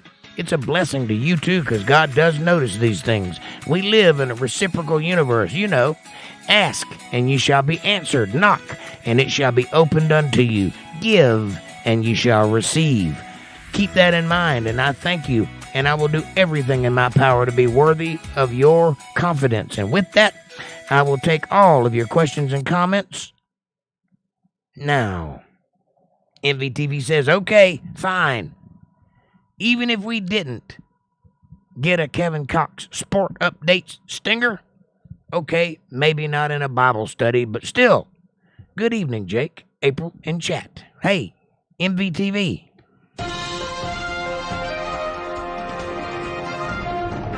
Kevin Cox, that's just for you, buddy. Good study, Jake. Thank you, sir. Great study, says April. Thank you, ma'am. I appreciate you all very much. You are the very reason I do this, and I hope that it's inspiring, and I hope that it's good, and I hope you enjoy it. Ooh, I'm happy now. Hey, MVTV, I've been watching your videos. Good stuff, man. Good stuff. I like seeing your stuff. I've been trying to support your channel. I like all your videos and watch them all, and I appreciate you doing the same for me. Good evening to you, MVTV. You're awesome, says April. I'm still waiting on that. You said you were going to make me a video of some kind. I'm interested to see what you come up with.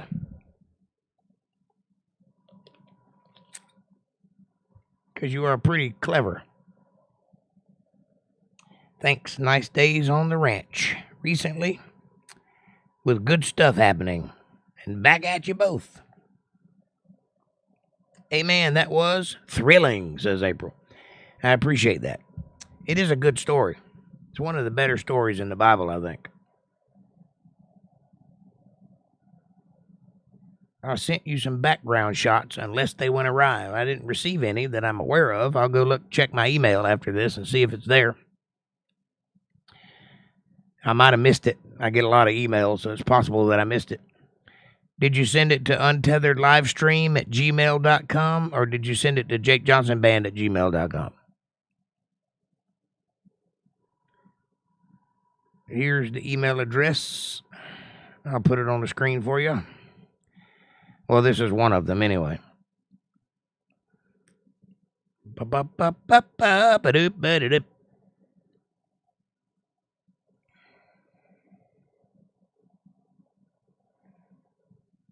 Sent to the latter. Jake Johnson Band?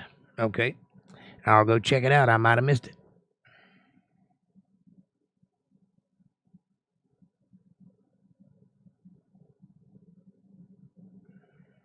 The live stream address did not work. Well, it should work. It's live. Untethered live stream. I'll check that out too. Maybe I got some problem that I'm not aware of.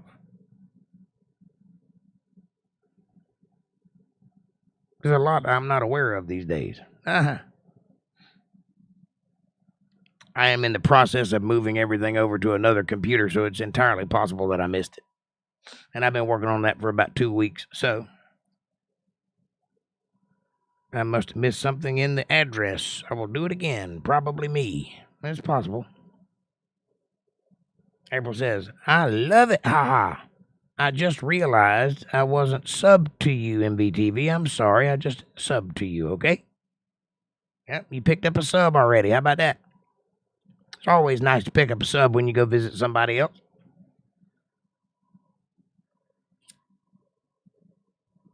We're up to about 287 right now. The last time I looked anyway. Keep up the good work, everybody. Share, like, and subscribe. And the goal is 300. If we can hit 300, good things will happen.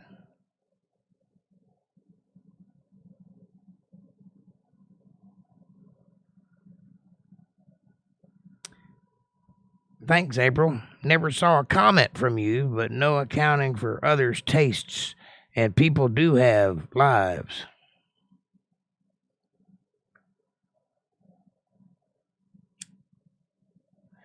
Oh, MVTV, you sheepy dog.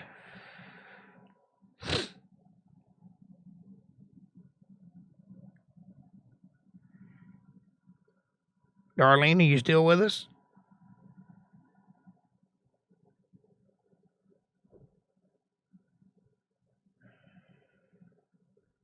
The cattle are co-starring more often and helping out the content. Yes, it's always nice to have good cattle involved. All I got are cats.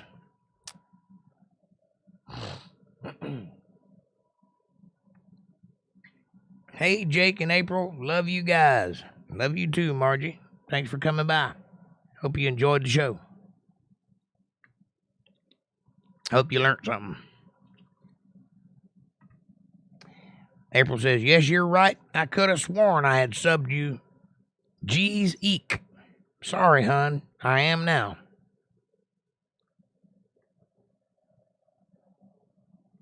He does some pretty cool stuff. He got a beautiful yard.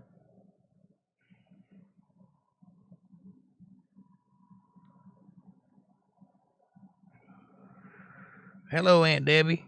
How are you doing? Are you all right? Says April. Sure thing.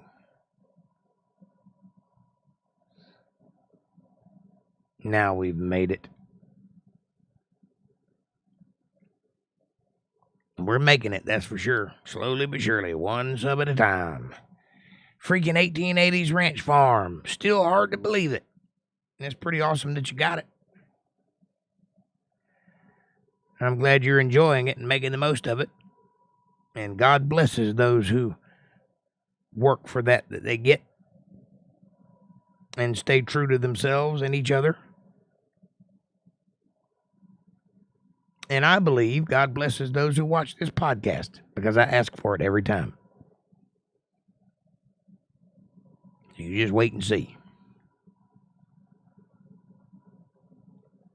God's grace, no doubt. Amen. There is no doubt of that. If you got grace, it's because God gave it to you. That's for sure.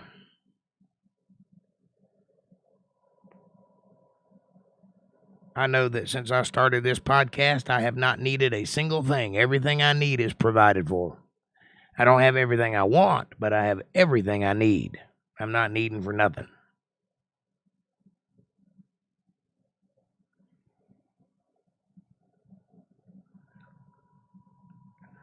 And if I need something and I don't have it, it shows up almost immediately. And I'm grateful for that. And I thank the Lord for it.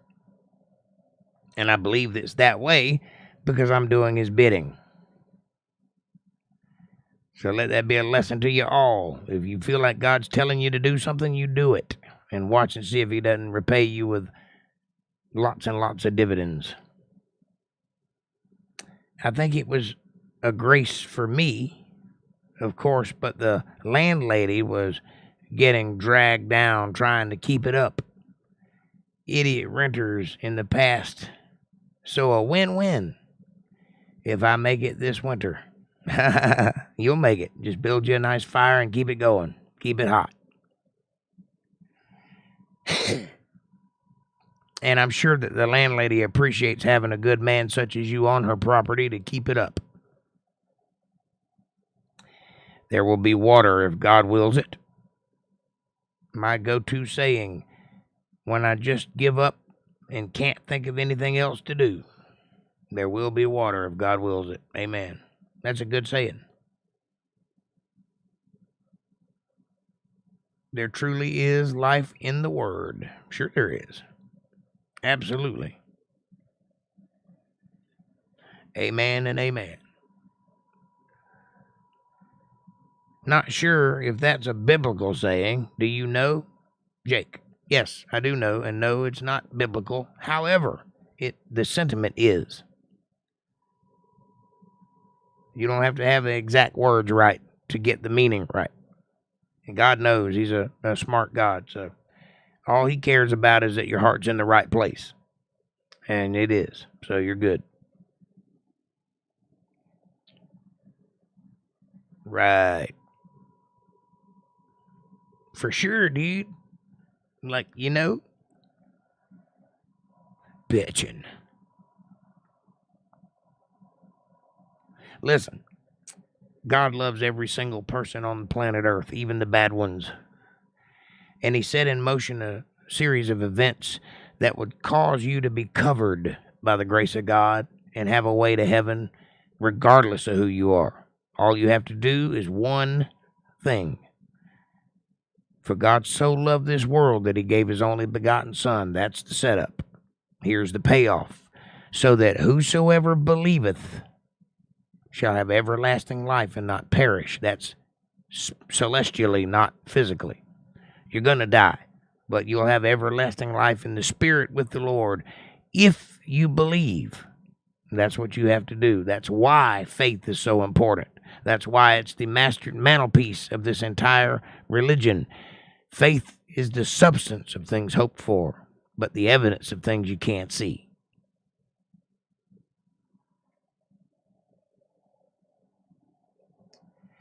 Good. Makes me feel better. As though I might be messing it up. Thought I might be messing it up. But yes, that's the core of it. No, you're not messing it up.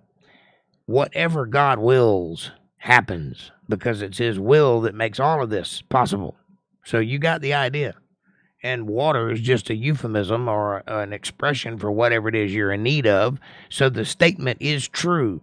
There will be water if God wills it. There will be light if God wills it. There will be money if God wills it. There will be sex if God wills it. Everything you could dream of, if it's God's will, it comes to pass. So you're good. It's a good statement. Keep going. Right on, right on. I said it's righton.com. Hey, hey, hey. All right, all right, all right.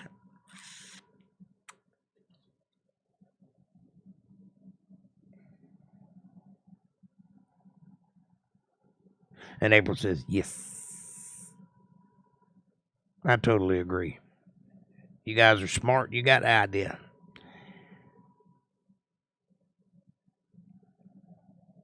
And this whole story that we went through tonight is about that very thing. It's about God's will being done and how he goes about it. And how he goes about it is he sets things in motion and then they happen.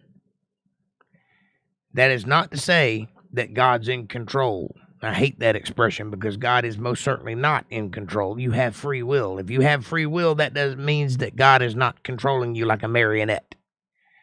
He does control overall. He does know everything. He set all this in motion, but it goes by itself. It is a self-fulfilling prophecy. You are the captain of your ship. You can sail it across the 7 seas or you can drive that sucker right into the rocks. Either way, God will allow it to go by. It'll happen the way you set it out. And that's not to say that God doesn't put things in your path, because he does. But it's up to you whether or not you follow them. You come across an unassuming podcast preaching the word of God, and it says in your little mind, hey, maybe I should stay and listen to this feller. It's up to you whether you do or not. But if I were you, I would press that subscribe button, baby, because that's God telling you you're in the right place.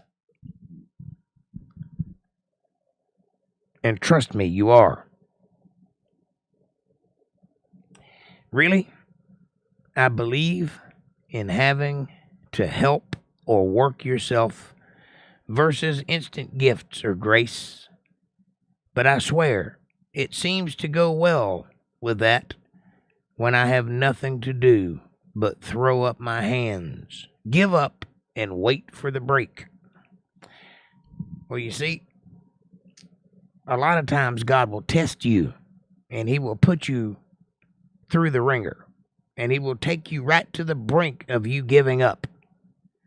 And a lot of times people will give up because they don't know what to do. But if you're strong, you'll just stay there. Keep your eyes open and your hands open and be ready. And if you do that, you'll find out that when you reach that moment of breaking, when you're just ready to give up, that something will happen that'll give you a way forward every time. That's when you know it's God testing you.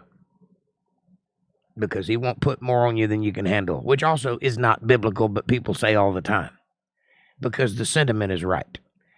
April says, everybody hit that like button and subscribe if you haven't already. And remember, Jake's is just love. And the word Sunday, Monday. Let's show some love, okay? I got that part. What she's trying to say is, in a fewer words, she's trying to get it across. She's trying to tell you to. VJ, now I lay me down to sleep. Pray the Lord my soul to keep. This is my theme song. I need a little kibbles and bits in my bowl, okay? I've been a good doggy. Come on now. Say it loud, say it proud. PJ. All right. That's enough of that. That's what she's trying to say.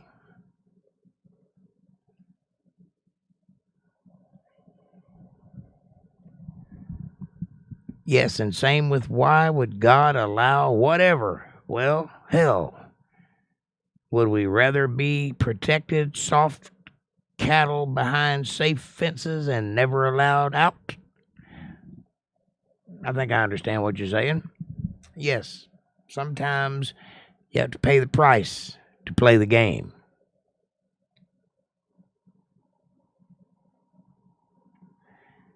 No, you don't want to be soft cattle behind a well-covered fence because you never get to do anything. If you want to live a little, you got to jump the fence every now and then. But it pays to remember when you need to be home. Remember where you came from. Remember where you've been. That's the way I see it. I'm just a simple man. Hello. Somebody's hitting me.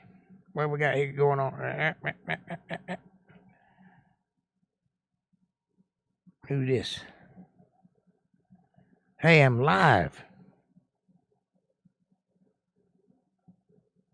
I don't know what this is. It's a bunch of text.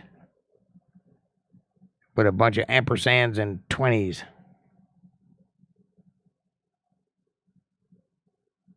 I think you're trying to send me a text from the Bible, but I have one, and I've read it a couple times.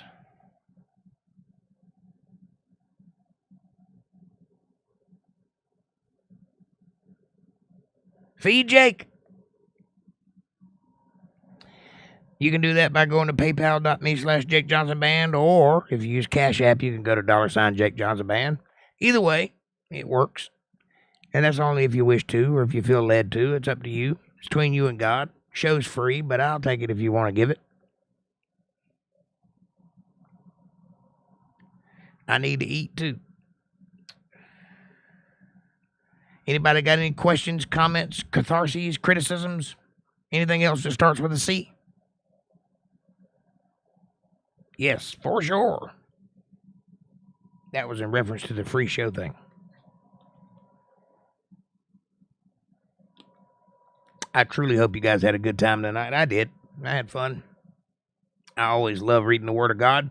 And sometimes it's a slog, but sometimes it's actually fun. And this story is a fun one. Barely feeding myself, but Jake, you are in my will.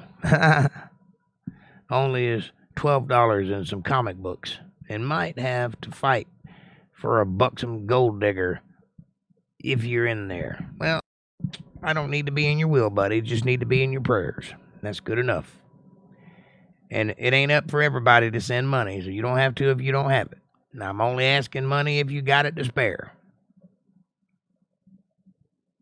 If God's been good to you, be good back. That's all I'm saying. But you might be one of those people that need to hear what's being said. So you're as welcome as they are. This is your show as much as it is anybody's that gives money, because you're giving attention, and that's something. I've always said it. I'll say it again. If you can't fight, carry bullets. If you can't carry bullets, make sandwiches. But be in the battle. That's what matters. Be involved, and you are. So you're good. And this is, make no mistake about it, a battle. We are fighting for the will of God. We are trying to stay afloat in a world destined to drown us all. So we need to be present and pushing out the word of God as much as we possibly can. That goes for every one of you.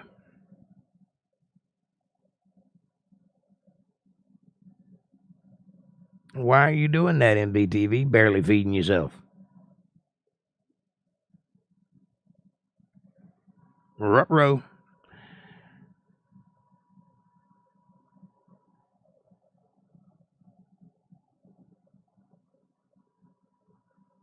All is good in the kingdom of the Lord. Don't forget that. It's a beautiful time to be alive. We are at the most exciting time in existence to be living. Amen. Keep praying, MVTV. We love you. God bless you, hon. Aw. Been paying $200 extra to cover the deposit here on Social Security, but getting better each month and worth every dime. Amen. Well, we'll help out all we can. I pray for all of us all the time. And I'm doing everything I can do to help out, help grow your channel. And that's all we can do is take care of each other. You come to mine, I'll come to yours. That's how it works. We're building a community. That community will be strong because we're laying the roots. And between me and Caucasian, we're building a network. So hopefully, in the future, we'll all be able to be part of this one big family that's all come together in the name of the Word of God, so that we all can trust one another and we all can be here. And the more we get closer to each other, then you'll be able to reach out and help each other as you go along. And it's a beautiful thing. We just got to get it going. We got to get that many people together in one place. But that's the idea. We're trying to build a community here, a community that centers around the blessings of God.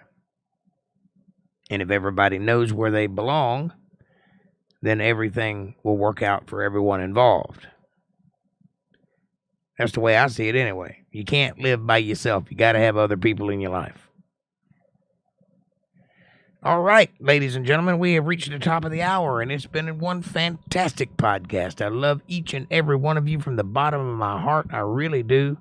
I love you true. Through and through, it's me and you. Until we get to the end, and eventually we do. Have a great night. Won't you do me a favor when you go out into the world tomorrow, when you face society? Be nice. Just be nice. That's it. That's all. That's all I'm asking for. Just be nice to somebody. Go out of your way to be kind to someone. And watch and see if it don't change your life. I don't care what it is. I don't care if you hold a door for somebody, help an old lady across the street, buy a bum a sandwich, whatever it is you got to do something nice for somebody. And I promise you, you will begin to effervesce the light, the inner light of God. And people will take notice, and some might even mention it. They might even say, hey, bro, are you on a diet? What's up with you? You're shining over there. They're going to get curious. They're going to want to be part of it. And that's an invitation for you to tell them that you're proving every word of God is true by your very actions. You do that, and it'll change your life. I promise you it will. Until tomorrow night, I love you. Have a great night. Thank you so much for being here and being part of something special. Take care of yourselves and each other, and thanks for watching.